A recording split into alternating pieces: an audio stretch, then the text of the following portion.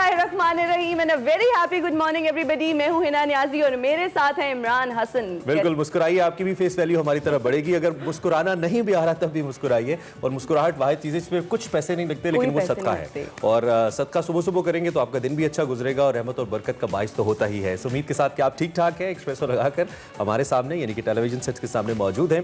आपका साथ देंगे आज भी और कोशिश करेंगे अच्छा प्रोग्राम कर ले, कुछ अच्छा बहुत जबरदस्त। आज हमारे पास प्रोग्राम में कुछ सेगमेंट्स तो आज हमारे पास नहीं है, लेकिन लाइव हमारे पास बहुत कुछ है।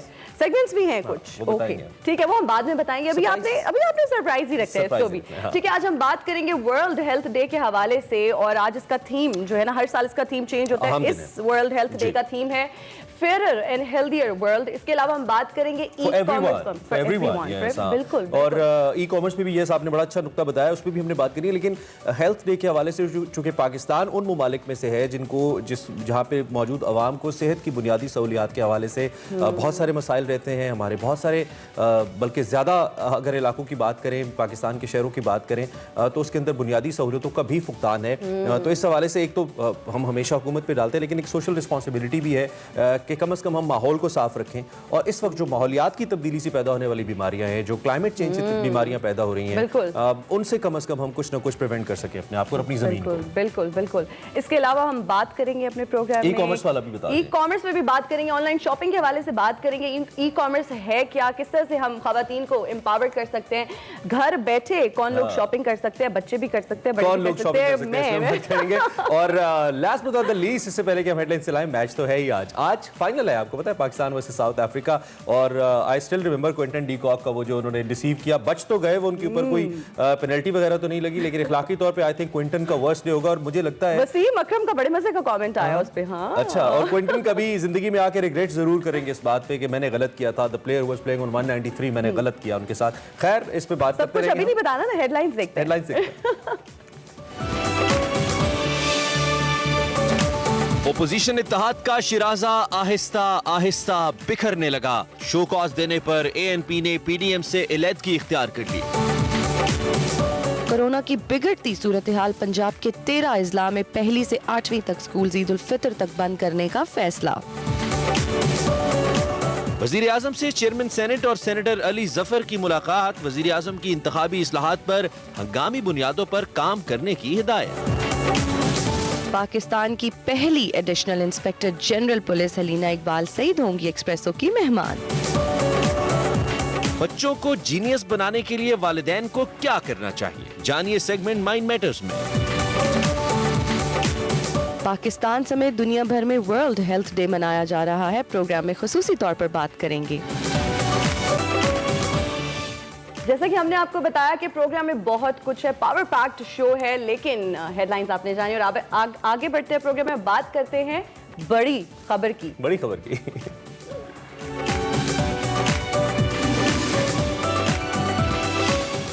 बड़ी खबर की बात है तो ऑब्वियसली पीडीएम का जिक्र है। और कल हमने कहा था ना बड़ी खबर में बड़ी लड़ाई, तो लड़ाई अब तो खुल के वाजे हो रही है और सामने आ रही है।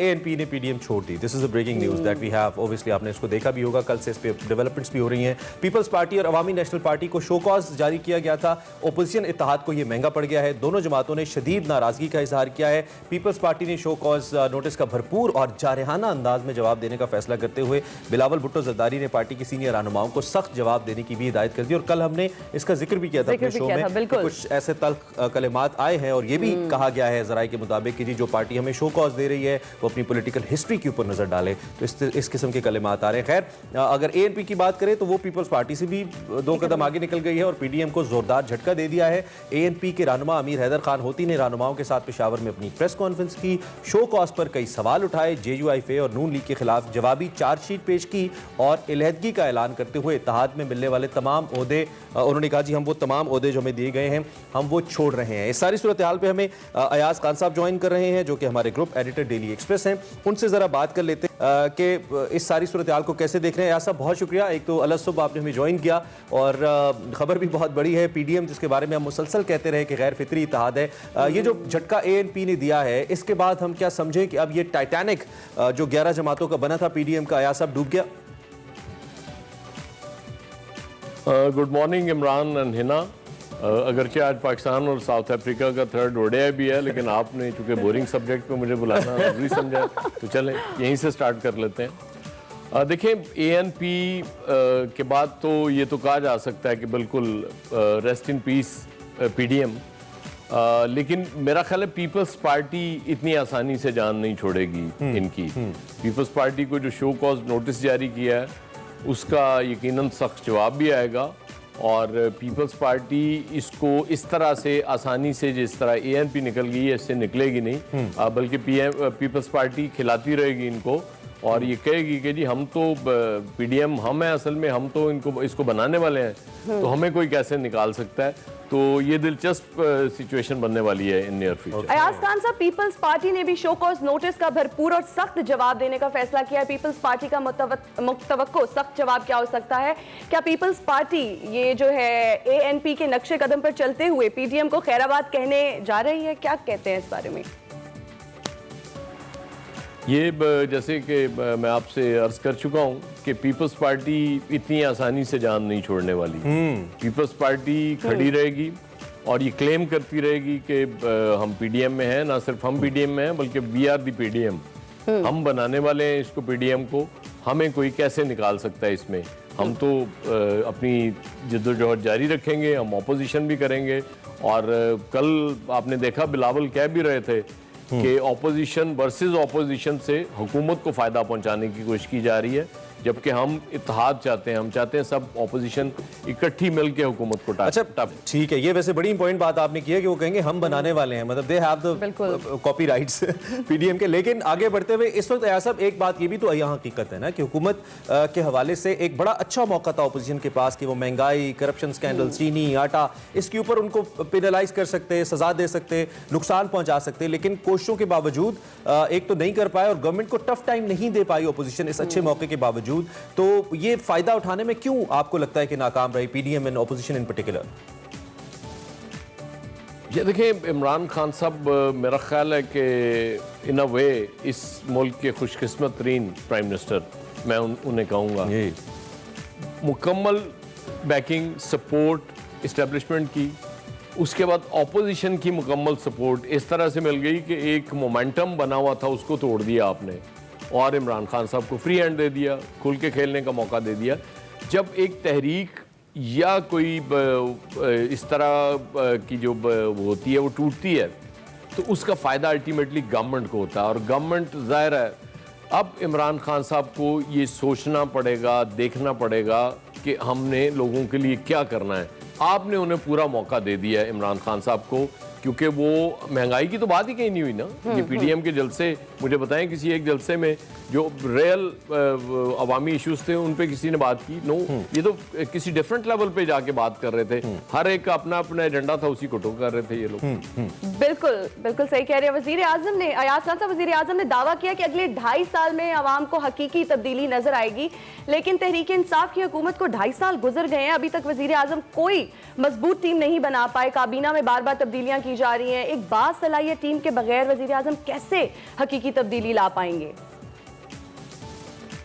इस पे मैं क्या कहूँ कि खुशी से मर न जाते अगर एतबार होता, यही कह सकता हूँ, क्योंकि 2.5 साल में जो हमने परफॉर्मेंस देख ली इस गवर्नमेंट की, अल्लाह करे, हमारी तो दुआएं हैं, क्योंकि जाहिर है अगर ये गवर्नमेंट परफॉर्म इस लेवल तक कर जाती है कि लोगों को रिलीफ मिलना शुरू हो जाता है, लोग खुशहाल होना शुरू हो जाते हैं, तो इससे अच्छी तो कोई बात ही नहीं है। बिल्कुल। लेकिन अगर हम पहले 2.5 साल की परफॉर्मेंस देखें तो हमें उम्मीद नहीं होती कि आगे जाके कुछ बहुत फर्क पड़ेगा।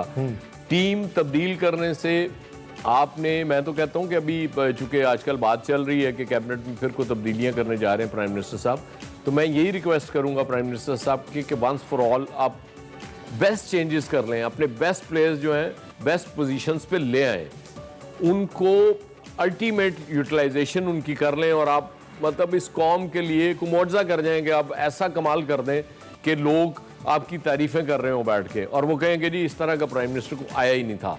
लेकिन वो गुफ्तार के गाजी तो इस हद तक आज तक मुझे नजर आते हैं प्राइम मिनिस्टर साहब, किरदार उस तरह से नजर नहीं आ रहा, प्रैक्टिकली मुझे नहीं नजर आ रहा कि उन्होंने कुछ चीजें वो कभी ब्यूरोक्रेसी पे डाल देते हैं, बहुत सी चीजें साबिक हुकूमतों पे डाल देते हैं कि उनकी वजह से हो गया, हो गया 2.5 साल बहुत होते हैं बिल्कुल। उस चीज़ से निकलने के लिए। इकॉनमी भी जाहिर है आप कहते हैं ट्रैक पे आ गई है, लेकिन आम आदमी को इकॉनमी के ट्रैक पे आने या डी ट्रैक होने से फ़र्क नहीं पड़ता।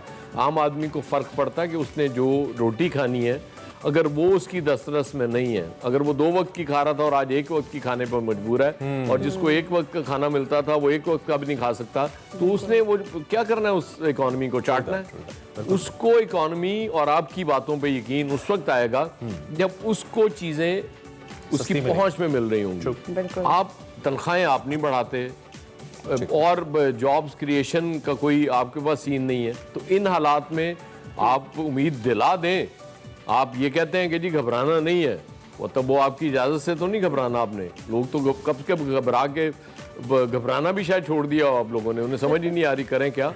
तो मेरा ख्याल है कि आज ये अब टाइम जो है 3-6 महीने में पेस बनती नज़र आ जाती है। अगर पेस बन गई तो फिर तो चीज़ें बेहतर होना शुरू हो जाएंगी, वरना हालात यही रहे कि जी हम कर देंगे तो गा गए गीत तो हमने बहुत सुना है। अयाज खान साहब, ग्रुप एडिटर, डेली एक्सप्रेस, बहुत शुक्रिया, आपने तजिया अपना पेश किया। और जिस दिन प्राइम मिनिस्टर अपनी हर बात को और अपने हर वजीर की तावीलों को जस्टिफाई करना छोड़ देंगे, हकीकी ट्रांसपेरेंसी लाने की कोशिश करेंगे, कर लेंगे, मुश्किल कुछ भी नहीं है। He is been doing for Pakistan a lot. बात इस पे करते रहेंगे, ब्रेक लेते हैं। Keep watching espresso.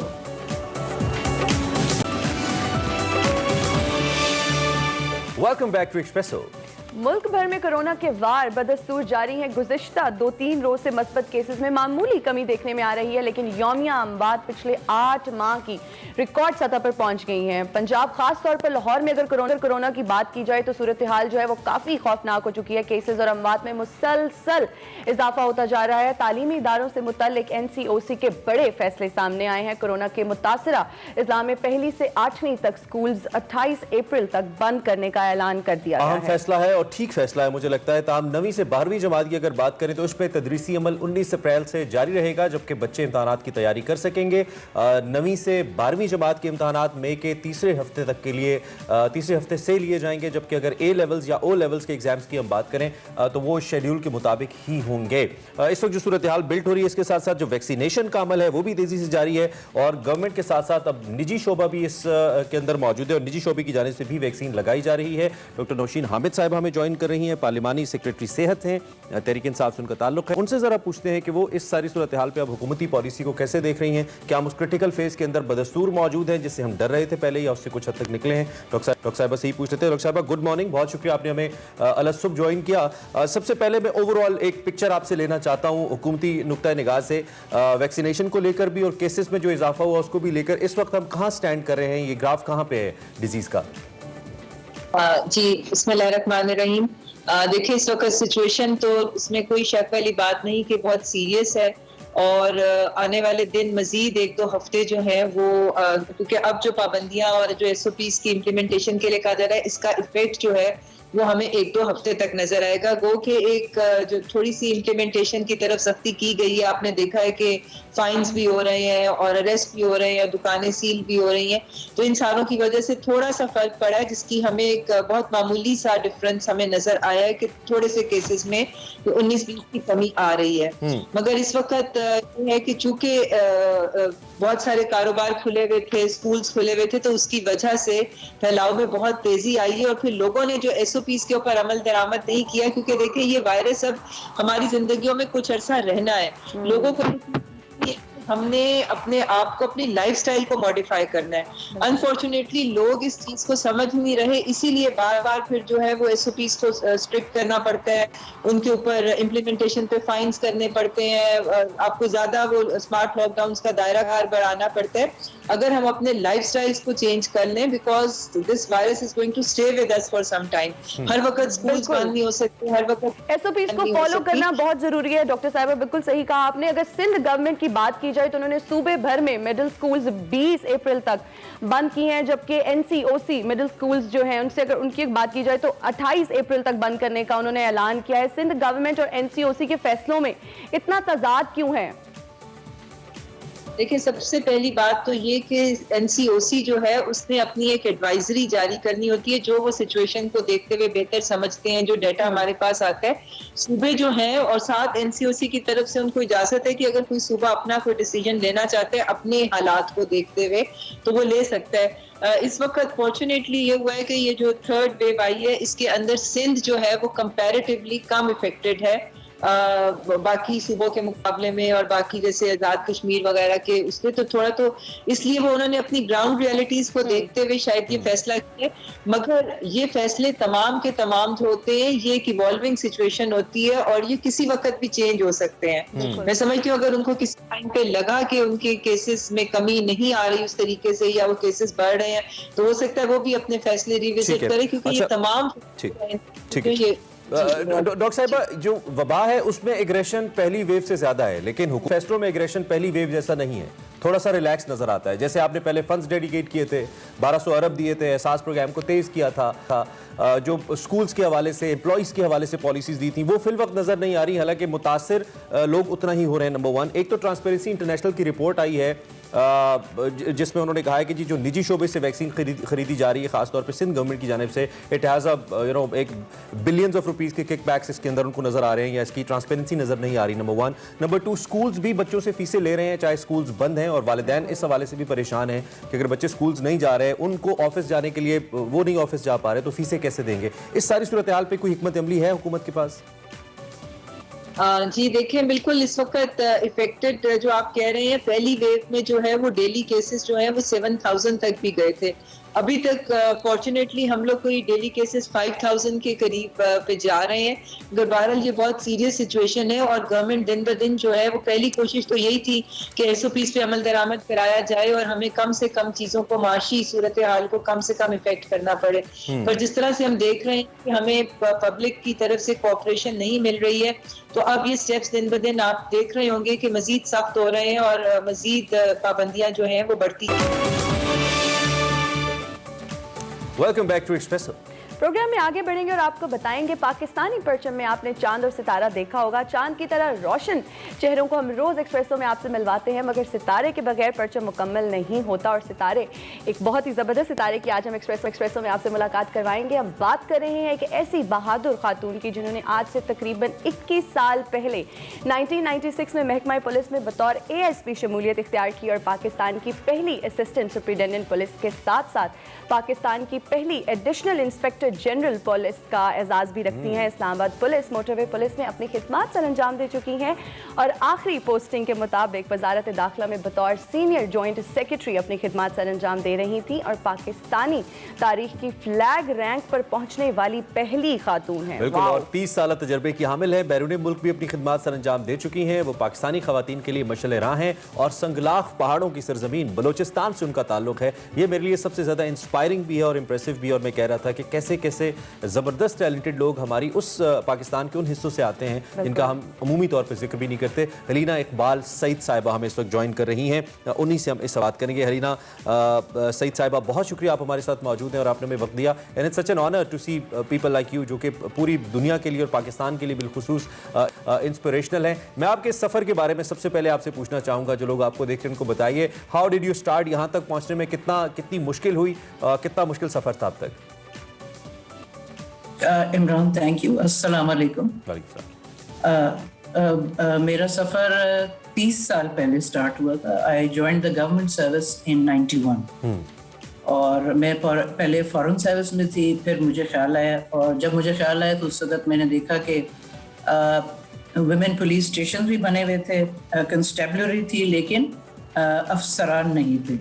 तो मैंने फिर इसकी एक बिड की कि भाई मुझे आप पुलिस सर्विस में जाने दें। There was no bar legally. तो सफ़र काफ़ी तवील था और अभी भी चल रहा है।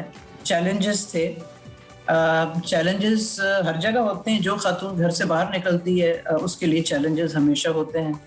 और पहले तो लोगों को it was getting used to me कि वो उनको अंदाज़ा ही नहीं था कि ये खातून वर्दी पहन के फिर रही है, शी फॉर रियल या क्या। तो इसीलिए और फिर थाने लेवल पे SHO का आपको रिस्पेक्ट देना, आपसे उसी तरह डील करना जिस तरह के एक मेल ऑफिसर से डील करेंगे। तो इट वाज इंटरेस्टिंग, चैलेंजिंग, लेकिन अल्हम्दुलिल्लाह अल्लाह का करम है कि काम बन ही गया। बिल्कुल, बहुत अच्छा बन गया, बहुत अच्छा बन गया। वही बहुत सारे लोगों के लिए आप इंस्पिरेशन है। हलीना इकबाल सईद साहिबा, आप तो पाकिस्तान की पहली एडिशनल इंस्पेक्टर जनरल पुलिस हैं, लेकिन उन तमाम वालिदैन के बारे में क्या कहेंगे जो अपनी बेटियों को तालीम नहीं दिलवाते? देखिए, तालीम तो शरई तौर पे भी हर इंसान का हक है, बिल्कुल। और तालीम से इंसान बेशक पुलिस में ना है, लेकिन एक बेहतर इंसान जरूर बन सकता है, अपनी जिंदगी एक बेहतर तौर पे असर कर सकता है। तो इसलिए मेरा ख्याल है कि तालीम से किसी को महरूम नहीं करना चाहिए। True that. अच्छा, थोड़ा सा आपने चूंकि अपनी सर्विस का जिक्र किया और आपने कहा कि चैलेंजिंग शुरू में बहुत था, क्या आज से 21 साल पहले आपके लिए जितना चैलेंजिंग था, क्या आज जो नई आने वाली ASP हैं उनके लिए भी उतना ही चैलेंजिंग है पुलिस के अंदर, या आप जैसी खवातीन ने कुछ आसानी पैदा की है जब आप लोग बेहतर ओहदों पे चले गए? Imran, because I was a trail blazer, ये काम किसी ने पहले नहीं किया था, इसलिए जब भी मैं प्रमोट होती हूँ तो मैं पहली होती हूँ हर कैटेगरी में, माशाल्लाह। तो इसीलिए उस वक्त दुश्वारियां थी, लेकिन मेरी नेचर ऐसी है कि वो मैंने ज्यादा दुश्वारियों पे नजर नहीं तोड़ी। अब लड़कियों के लिए आसान है क्योंकि बहुत सारी माशाल्लाह खवातीन आ गई हैं पुलिस में, और it has become much easier for them, there are more numbers now. True that. तो आप समझती हैं कि आसानी है। खवातीन के हवाले से एक इमेज बना हुआ है ना, अभी हद तक उसको जायल हम भी कर रहे हैं, आप जैसी खवातीन प्रैक्टिकली काम करके कर रही हैं कि वो जो एक वीकर का एक टैग लग जाता है, एग्जैक्टली। तो अब इस सूरत हाल में आप किस हद तक समझती हैं कि इनकरेज किया जाना चाहिए, और इसके लिए प्रोसीजर क्या हो सकता है? क्या अब तक हम जो खवातीन को पुलिस फोर्स जैसी फोर्सेज या महकमों के अंदर लाने के लिए काम कर रहे हैं वो काफ़ी है, you think we need more efforts to put, ताकि ज़्यादा खवातीन पार्टिसिपेट करें?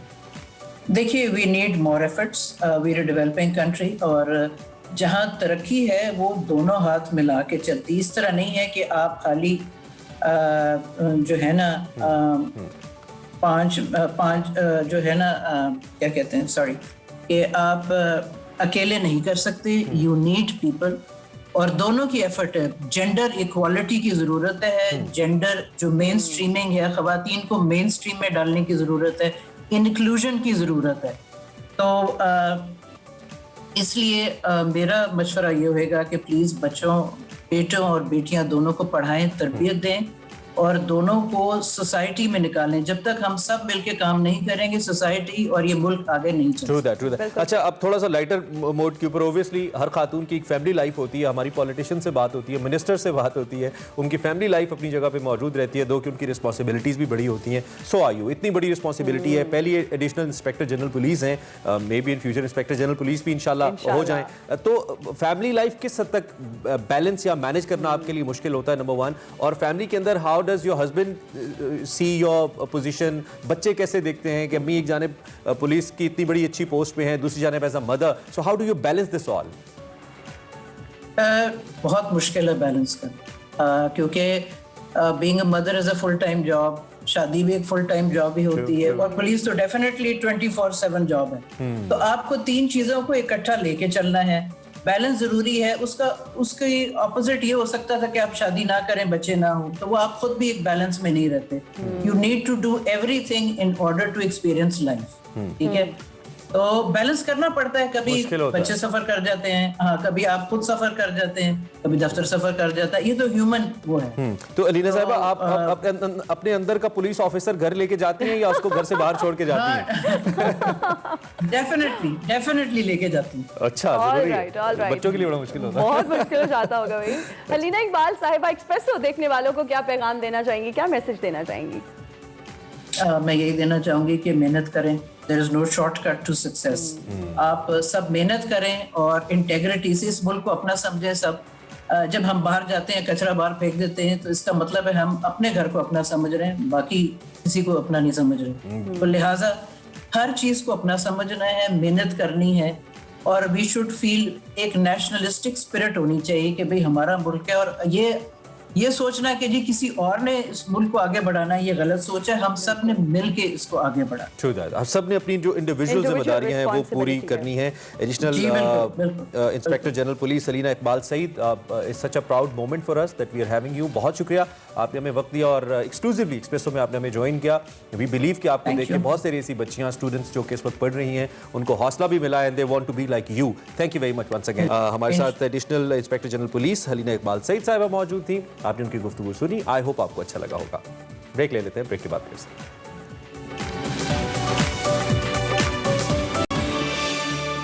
वन में हमें ज़्यादा ग्रो करना चाहिए था, लेकिन पेंडेमिक की वजह से भी ओवरऑल जनरली और इन पर्टिकुलर हमारा जो हेल्थ सिस्टम है जिसके अंदर कोई जिसे कहना चाहिए मैकेनिज्म नहीं है, उसकी वजह से भी बहुत सफ़र कर रहे हैं हम। पाकिस्तान के लिए वर्ल्ड हेल्थ डे की क्या सिग्निफिकेंस है, आप कैसे देखते हैं? शुक्रिया। सो वर्ल्ड हेल्थ डे की इस साल थीम यही है, जैसे आपने कहा, कि सबको इक्वल अपॉर्चुनिटीज़ मिलनी चाहिए हेल्थ केयर के लिए। तो पाकिस्तान में जहाँ जैसे आपने हाईलाइट किया बहुत इनएक्विटी है, काफ़ी ऑलरेडी इनइक्वालिटी है हेल्थ केयर में, प्राइवेट सेक्टर में, गवर्नमेंट सेक्टर में, तो ये बहुत इंपॉर्टेंट है। एंड आई थिंक आजकल जो एम्फेसिस है हेल्थ केयर रिफॉर्म का गवर्नमेंट का, वो बहुत इंपॉर्टेंट है ताकि हमारी हेल्थ केयर इंस्टीट्यूशंस इम्प्रूव हो सकें। But I would point out कि ये नहीं इम्प्रेशन जाना चाहिए कि गवर्नमेंट हेल्थ केयर सेक्टर में कोई काम नहीं हो रहा है या वो अच्छी केयर नहीं प्रोवाइड कर रहे। एक तो हम सब खुद भी उसी सिस्टम की प्रोडक्ट हैं, and I think limited resources के साथ गवर्नमेंट हेल्थ केयर सिस्टम जो है बहुत ज़्यादा अच्छी केयर प्रोवाइड करता है। ऑफ कोर्स उसमें इम्प्रूवमेंट हो सकती है, लेकिन ओवरऑल बहुत अच्छी परफॉर्मेंस है गवर्नमेंट हेल्थ केयर सेक्टर की भी, खासतौर पे कोविड के वक्त में। अगर इस दिन के हवाले से हम अब तक की अपनी कहना चाहिए इस सिस्टम की बात करें, तो कौन सी ऐसी बुनियादी तब्दीलियां हैं जो आप समझते हैं हेल्थ एक्सपर्ट होने की हैसियत से कि जो ओवरऑल सिस्टम के अंदर अगर आएँ तो उससे बेहतर फ़ायदा हो सकता है, हम एक बड़ी आबादी को कैटर कर सकते हैं? क्योंकि हमारे इंट्रो में भी था कि शहरों में तो शायद फैसिलिटीज़ हैं, लेकिन देहात सफ़र करते हैं एंड 70% हमारी आबादी देहातों में रहती है, तो इसका क्या सोल्यूशन है? या सो मेरे ख्याल से हेल्थ केयर सिस्टम को जो रीऑर्गेनाइज करने की थोड़ी सी ज़रूरत है। बहुत ज़्यादा सेंट्रल कंट्रोल था इन द पास्ट। सो पहले तो फेडरल गवर्नमेंट ही कंट्रोल करती थी, खैर वो डिवॉल्व हो गया टू द प्रोविंसेस, लेकिन फिर भी हेल्थ मिनिस्ट्रीज और सेक्रेटेरिएट्स जो थी वो हॉस्पिटल्स को हंड्रेड्स ऑफ माइल्स अवे जो थे उनको एडमिनिस्टर करने की कोशिश कर रहे थे फ्रॉम लाहौर और कराची। तो अब जो गवर्नमेंट का भी जो एम्फेसिस है, आई थिंक दुनिया भर में यही है कि हॉस्पिटल्स को ऑटोनॉमी दी जाए, इंडिपेंडेंस दी जाए कि ये आपका बजट है, ये गवर्नमेंट के टारगेट्स हैं जो आपने मीट करने हैं, अब आपका काम है कि आप कैसे ये डिलीवर करेंगे। ऑफ कोर्स अकाउंटेबिलिटी तो ज़रूरी है, लेकिन इंडिपेंडेंस और autonomy at the local level बहुत इंपॉर्टेंट है, ताकि जो उस एरिया की या उस डिस्ट्रिक्ट की जो पेक्यूलियर प्रॉब्लम्स हैं उनको डील किया जाए। डॉक्टर साहब, अगर हेल्थ सेक्टर की बात की जाए, उसमें research plays a very vital and important role. इस हवाले से शौकत खानम क्या कर रही है? तो जैसे हमारा नाम भी है Shaukat Khanum memorial cancer hospital and research centre, और लाहौर में तो हम 26 साल से ज़्यादा हम काम कर रहे हैं। तो हमने काफ़ी सारी रिसर्च पब्लिश भी की है। इनफैक्ट रिसर्च जो है वो सारी साइंटिफिक जर्नल्स में ही पब्लिश होती है। तो Shaukat Khanum is one of the leading centres in Pakistan जहाँ से साइंटिफिक रिसर्च आर्टिकल्स पब्लिश होते हैं। हमारा मेन एम्फेसिस रहा है ब्रेस्ट कैंसर के ऊपर, क्योंकि ख़वातीन में छाती का कैंसर सबसे कॉमन कैंसर है पाकिस्तान में भी, और हमारे हॉस्पिटल में भी तकरीबन 50% मरीज़ जो हैं वो ख़वातीन हैं विद ब्रेस्ट कैंसर। तो उसके ऊपर हमने बहुत ज़्यादा रिसर्च एफर्ट फोकस किया है पिछले 15-20 साल में। हमारे पास 3 फुल टाइम PhD स्कॉलर्स हैं जो इस पे काम करते हैं, बेसिक साइंस रिसर्च पे as well as clinical research. और हमने काफ़ी सारी नॉवल जेनेटिक म्यूटेशंस भी आइडेंटिफाई की हैं पाकिस्तानी पॉपुलेशन में, जिसकी वजह से ब्रेस्ट कैंसर की इंसिडेंस ज़्यादा होती है। ठीक है, ठीक है। और इसमें जैसे कि आपका मिशन स्टेटमेंट भी है, जैसे कि हम कह रहे हैं कि यकसां सेहत के मौके सबको दिए जाएं, और अब शौकत खानम भी इन्हीं खतूत के ऊपर काम कर रही है। तो इस मिशन स्टेटमेंट को लेते हुए जो कंट्रीब्यूशन अब तक का है, उससे हम मुस्तकबिल में क्या सीख सकते हैं, और जो बाकी हमारे इंस्टीट्यूशन है खासतौर पे, I always ask this question from the people like you जो कि ऐसे अच्छे इदारों को चला रहे हैं या देख रहे हैं, कि उनसे बाकी इदारे कैसे सबक सीख सकते हैं, क्या मिल सकता है उनको? So I think that's a very good question. ये हम भी यही पॉइंट आउट करते हैं जब भी हमारी कोई प्रेजेंटेशंस होती हैं कि I think Shaukat Khanum acts as a model to show कि ये चीज़ें पाकिस्तान में पॉसिबल हैं, किसी भी हॉस्पिटल में पॉसिबल हैं, गवर्नमेंट सेक्टर हो या private sector. It is possible कि पाकिस्तान में भी आप एक्सीलेंस अचीव करें। ये एक एलियन कॉन्सेप्ट नहीं है जो सिर्फ वेस्ट में हो सकता है और यहाँ नहीं ये चीज़ें हो सकती हैं, ये यहाँ पे भी हो सकता है। And that's what we aim to show, क्योंकि एज आई सेड अर्लियर हम डॉक्टर्स, हमारी नर्सेज एक्सेट्रा सब यहीं के हैं, हम यहीं ट्रेन हुए, हम भी उन्हीं गवर्नमेंट हॉस्पिटल्स में काम किया। ठीक। अगर फैसिलिटीज़ फराहम की जाएं स्टाफ को तो वो बेहतर परफॉर्म कर सकते हैं। ठीक है। चूँकि इस वक्त दुनिया एक ग्लोबल विलेज है, we are all global citizens I believe, लेकिन इसमें फिर ये तकसीम जो आ जाती है कि किसी को अच्छी सेहत की सहूलतें हैं, किसी को बुरी सहूलतें हैं, इवन एक मुल्क के अंदर भी इस तकसीम को दुनिया भर के पॉइंट ऑफ व्यू से मैं बात कर रहा हूँ, क्योंकि आपका राब्ता रहता है डिफरेंट इंटरनेशनल इंस्टीट्यूशन से भी, आपको एक्नॉलेज भी किया गया रिसेंटली भी। तो इसको हम कैसे करें कि कोलैबोरेशन हमारा मजीद बढ़े और हम जो फैसिलिटीज़ हेल्थ की दुनिया भर के वो हमारे शहरियों तक पहुँचे, आम शहरी तक पहुँचे, इसके लिए कोई मैकेनिज्म आता है आपके माइंड में? सो आई थिंक कोलैबोरेशन रिसर्च में हो सकती है, मुख्तलिफ डायग्नोस्टिक्स वगैरह में हो सकती है, but basically health care provision तो हमारा अपना काम है करना। We can ask for help and advice, लेकिन हमारे यहाँ शॉर्टेज नहीं है डॉक्टर्स की, फॉर इंस्टेंस ओवरऑल शायद शॉर्टेज हो, लेकिन बहुत सारे डॉक्टर्स हैं हमारे यहाँ। जो एक चीज़ की बहुत शॉर्टेज है हमारे मुल्क में इज़ नर्सेज। हमारा एस्टिमेट है कि 2 मिलियन नर्सेज की ज़रूरत है पाकिस्तान में अगले 25 साल में। उसमें भी हम एज एन इंस्टीट्यूशन भी कोशिश करें कि अपने नर्सिंग प्रोग्राम्स को फर्दर डेवलप करें। उसके लिए इंटरनेशनल कोलैबोरेशन बहुत हेल्पफुल हो सकती है, क्योंकि अब तो डिस्टेंस लर्निंग और सारी लर्निंग ही आजकल तो वर्चुअली हो रही है। तो हम भी कोशिश करें कि उसके लिए वर्चुअल प्रोग्राम सेटअप करें, ताकि हम नर्स एजुकेटर्स और ट्रेन कर सकें, जो फिर आगे जाके नर्सेज को ट्रेन कर सकें। डॉक्टर साहब, शौकत खानम का मिशन है कि वो आने वाले हर फर्द को जो इलाज की गर्ज से आता है उसको सहूलियात फराहम करे। इस मिशन में एक आम आदमी कैसे सपोर्ट कर सकता है आप लोगों को? सो कई तरीक़ों से सबसे जो बेसिक और सिंपल तरीका है आई सपोज इज़ कि हमें अपनी चैरिटी दें। हमारा hospital runs on charitable donations.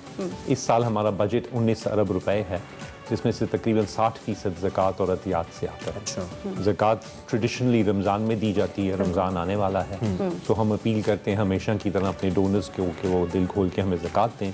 इसके अलावा हम अतियात कलेक्ट करते हैं, जिससे हम हॉस्पिटल्स नए बनाते हैं और एग्जिस्टिंग फैसिलिटीज़ को अपग्रेड करते हैं। तो लाहौर में भी हम नई फैसिलिटी एक्सपैंड कर रहे हैं अपने हॉस्पिटल को, और कराची में हम मुल्क का सबसे बड़ा और शौकत खानम का तीसरा कैंसर हॉस्पिटल कंस्ट्रक्ट कर रहे हैं आजकल, जो 2023 में बनेगा। So donations is one way.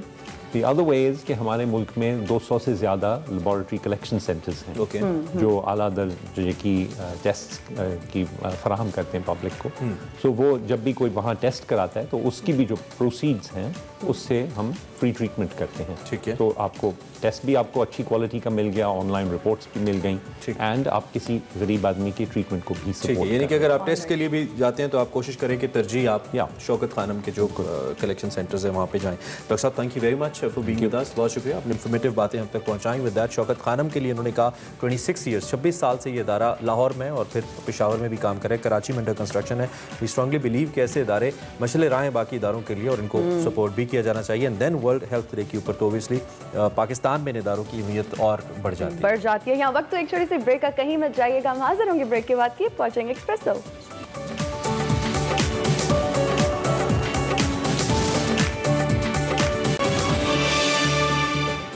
Back after the break. Program में आगे बढ़ते हैं और आज आपकी मुलाकात करवाते हैं रहीम यार खान से ताल्लुक़ रखने वाले एक ऐसे पाकिस्तानी से जिन्होंने एक ऐसा एजाज़ हासिल किया जो आज से पहले कोई भी पाकिस्तानी हासिल नहीं कर सका, और अपनी काबिलियत के ऐसे झंडे गाड़े हैं जिनकी हर कोई जो है ना तारीफ करे, उनको दाद दे रहा है। हम बात कर रहे हैं डॉक्टर उस्मान तारिक की, जिन्होंने रॉयल कॉलेज ऑफ सर्जन्स के MRCS इम्तिहान में पहली पोजीशन हासिल करके आलमी सतह पर मुल्क कौम का नाम रोशन किया है। बिल्कुल, और जैसा कि इन्होंने बताया कि आज से पहले कोई पाकिस्तानी ये एजाज हासिल नहीं कर सका, और ये पहले पाकिस्तानी है जिन्होंने टॉप किया इस एग्जाम के अंदर और कमाल कर दिया। इस इम्तिहान में दुनिया भर के सर्जन शिरकत करते हैं, उन्होंने इस दफा भी शिरकत की, और इस वक्त ये पाकिस्तान का फख्र जो है डॉक्टर उस्मान तारिक हमारे साथ मौजूद हैं। ये सो यंग माशाल्लाह, बहुत एटेक हैं और पाकिस्तान का नाम तो रोशन किया ही इन्होंने है। और ये कैसे हो सकता है कि अगर कोई इतना बड़ा कारनामा सर अंजाम दे और में वो ना, ये हो नहीं सकता। So welcome Usman, thank you very much, such an honour to have you. बहुत ही जबरदस्त। हम वैसे ही कहते हैं कि मेडिकल पढ़ना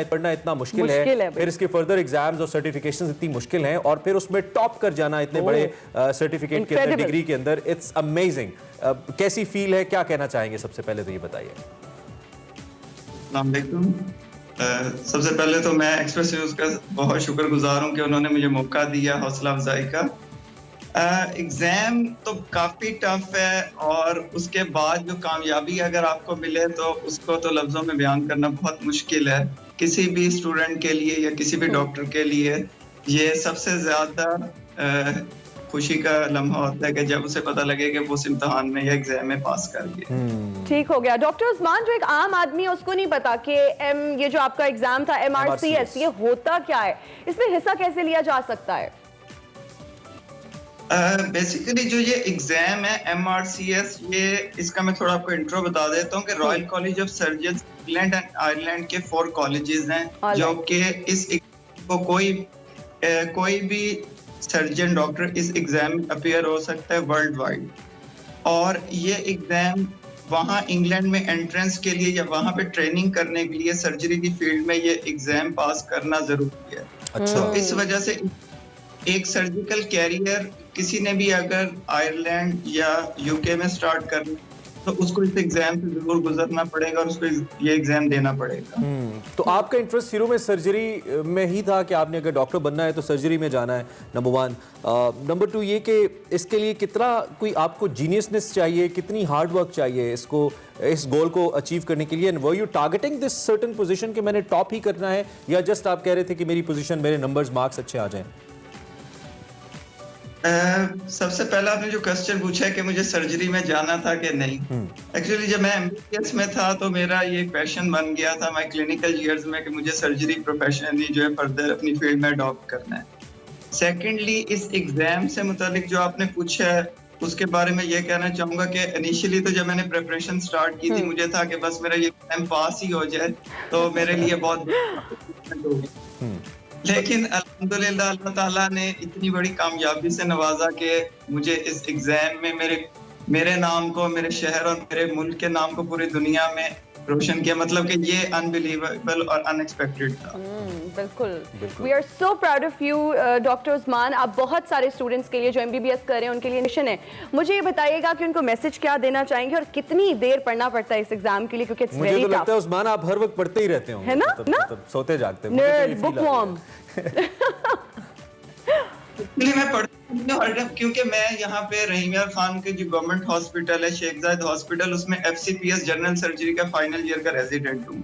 तो मैं यहाँ पे इस तरह से टीम भी लीड कर रहा होता हूँ अपनी, और जितनी भी सर्जरीज वगैरह हैं वो परफॉर्म कर रहा होता हूँ ऑन कॉल। तो मीनवाइल जब सर्जरीज के दौरान मुझे टाइम मिलता था तो मैं अपनी टैबलेट या लैपटॉप पे जो है मैं अपनी स्टडीज को कैरी ऑन करता था। मतलब स्पेसिफिकली मुझे अलग टाइम कभी नहीं मिला इस ड्यूरेशन में कि मैं अलग से बैठ के पढ़ सकूं।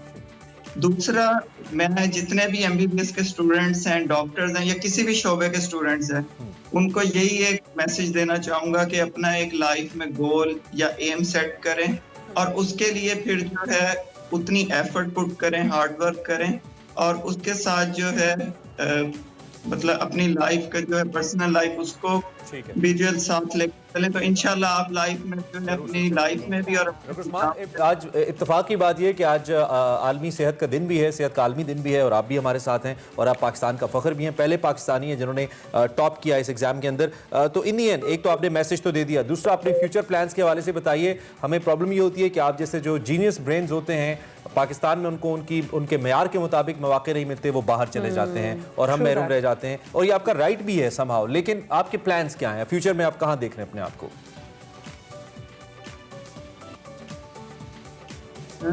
उस्मान के लिए अगर आप बाहर जी प्लीज बोलिए। जी, अगर आपने बाहर कहीं पे अपनी फेलोशिप या उसके लिए जाना है तो ये अपने माइंड में रखें कि आपने पाकिस्तान आके अपने कंट्री को जरूर सर्व करना है। तो मैं ये और मेरे भी माइंड में यही अपना एक एम है कि मुझे भी पाकिस्तान आके इंशाल्लाह अपने रहीम यार खान सिटी में एक लिवर ट्रांसप्लांट सेंटर का स्टार्ट करना है।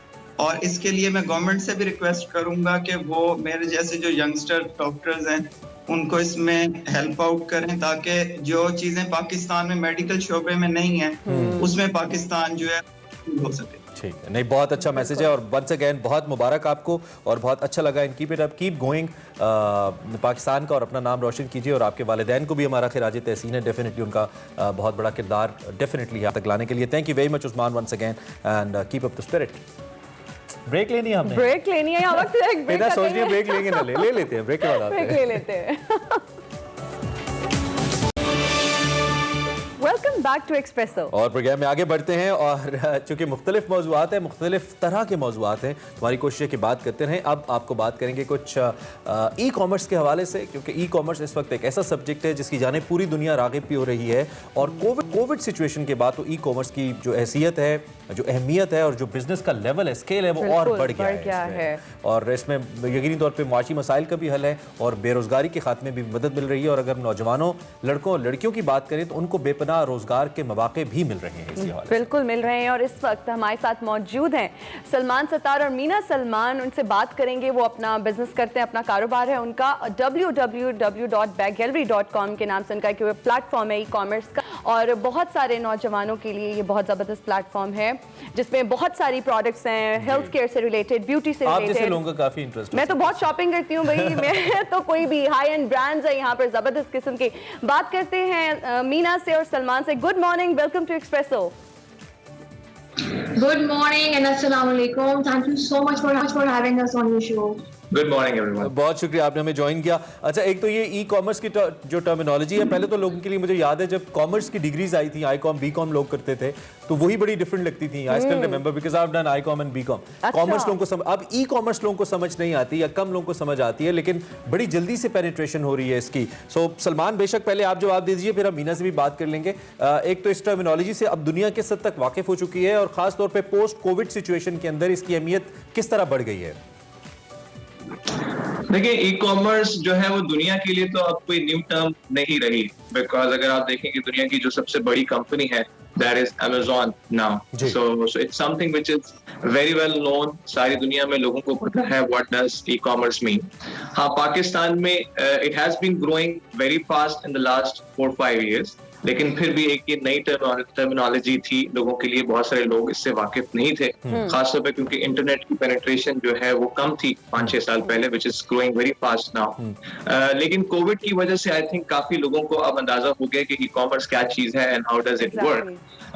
कह सकते हैं कि आप इजीली जो चीजें अगले से 5 से 7 साल में होनी थी, कोविड की वजह से वो 1 साल में हो गई हैं, ई कॉमर्स से रिलेटेड और या किसी भी डिजिटल या ऑनलाइन बिजनेस से related. So it has just speed up the process and people are now well aware of it, और बड़े लोग जो हैं वो कंफर्टेबल हैं to use it. Trust factor अभी भी है, जो कि बहुत इंपॉर्टेंट चीज है। हर वेबसाइट पे लोग ट्रस्ट नहीं करते इजीली, लेकिन Aahista Aahista it's coming along.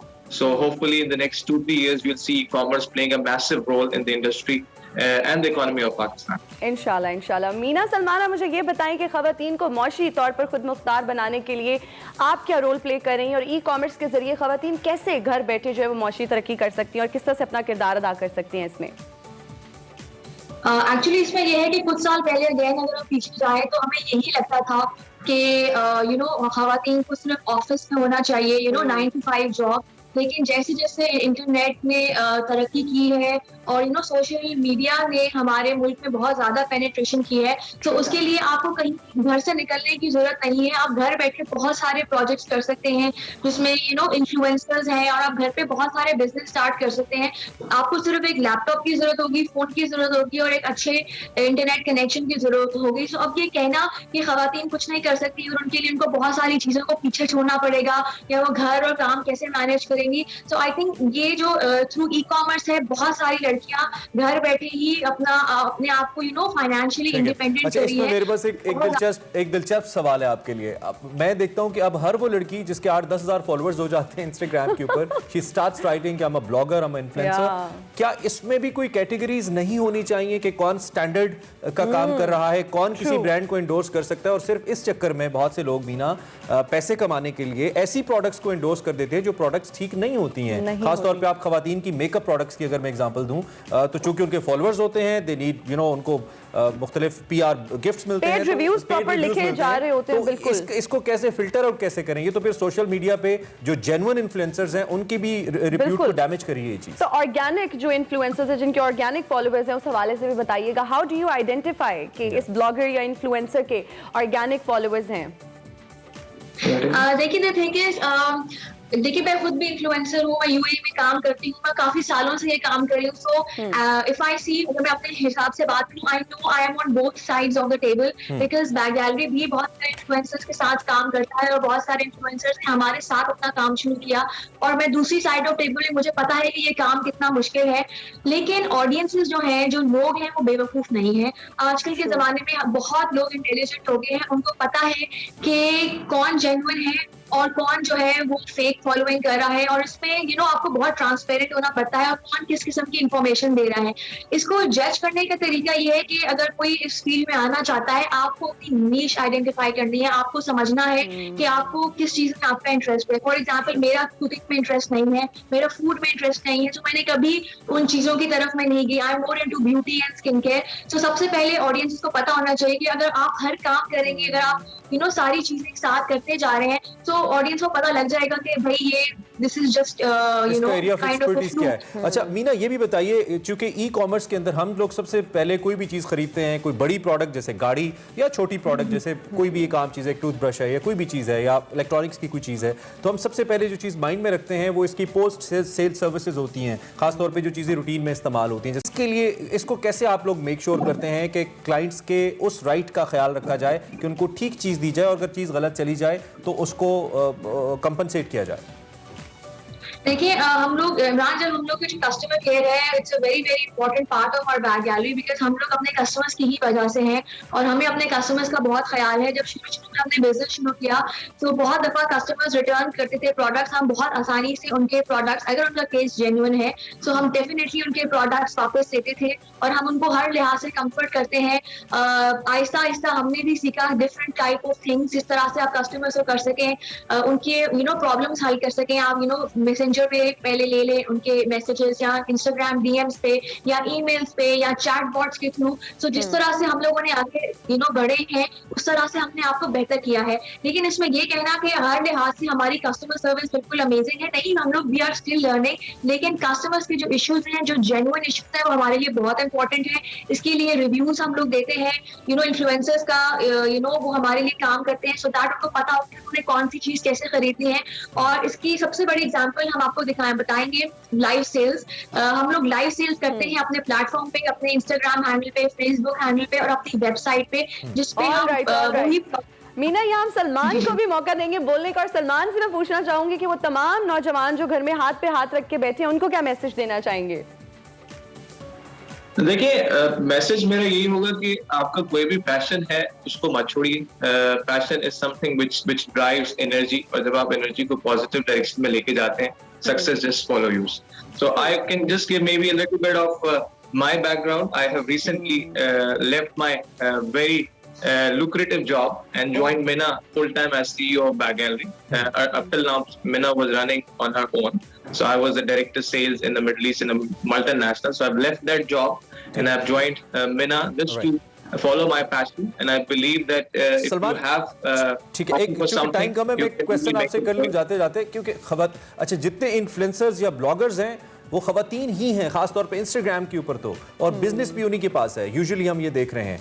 तो being a male and being a professional, आप समझते हैं कि जो यंगस्टर्स हैं, जो मेल्स हैं, जिनकी अच्छी पेनिट्रेशन है सोशल मीडिया के ऊपर, उनके लिए किस किस जगह के अंदर स्कोप मौजूद है और वो कहाँ से वो काम कर सकते हैं ई कॉमर्स के अंदर इन पर्टिकुलर?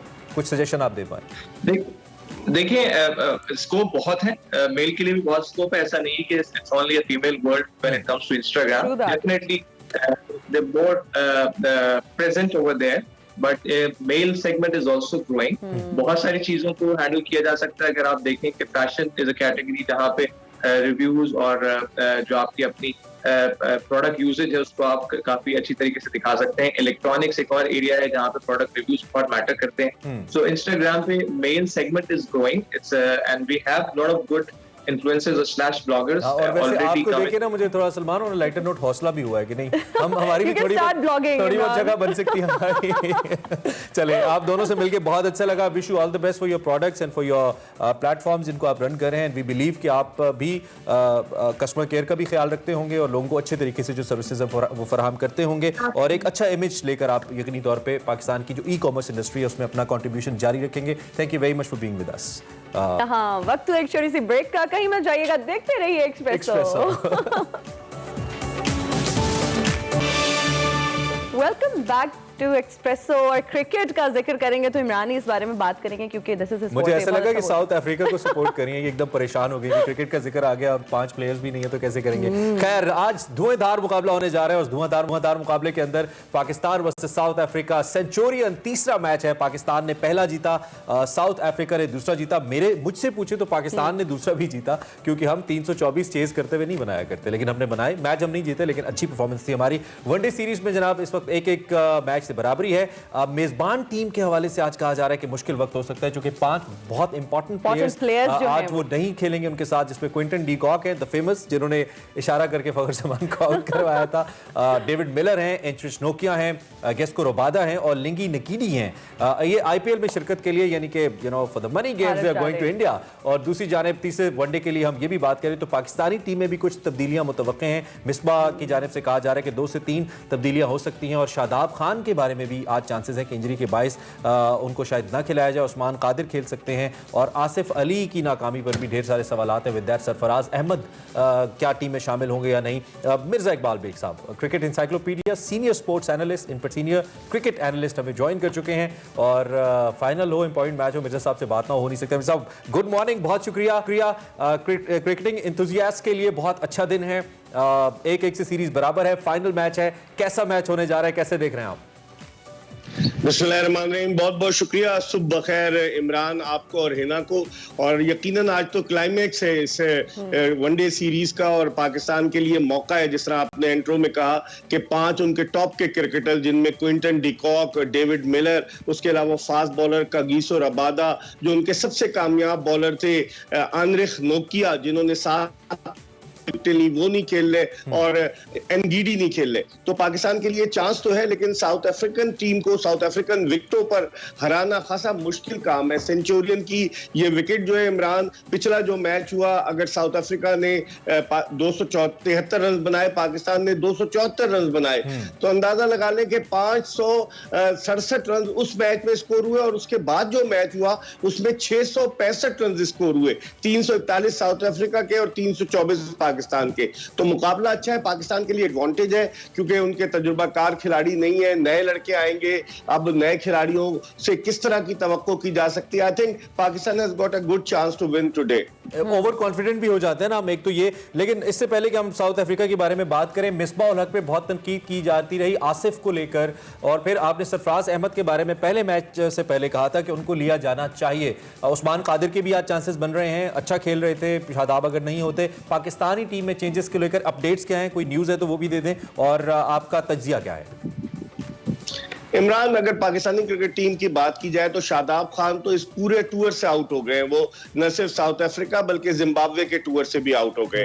अब रह गए उस्मान कादिर को खिलाते हैं, या इनके जहन में ये भी है कि चूंकि स्पिनर अब तक कामयाब नहीं हुए, 2 मैचेस में सिर्फ 1 विकेट उनके left arm spinner Tabraiz Shamsi ने ली है, तो हो सकता है कि वो left arm spinner Mohammad Nawaz को खिलाएं ताकि अपनी बैटिंग को मजबूत बनाएं, क्योंकि आपको पता है शादाब खान अच्छी बैटिंग कर लेते थे। और जहां तक मिडिल ऑर्डर की बात है तो पाकिस्तान के मिडिल ऑर्डर में अब वो सोच रहे हैं कि आसिफ अली को आया आखिरी चांस देकर ये कहानी या तो आगे की तरफ बढ़ा दी जाए या इसको खत्म कर दिया जाए।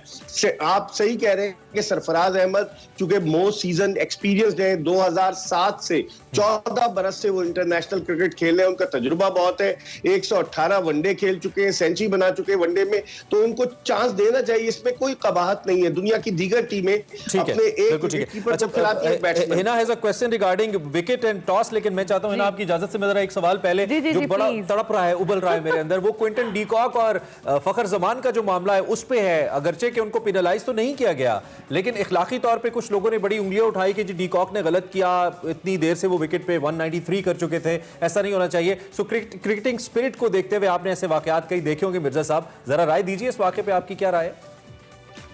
देखिए इमरान, इसमें चूंकि फखर जमान ने मैच के बाद टीवी इंटरव्यू में इस बात को एक्सेप्ट कर लिया कि उनकी गलती थी।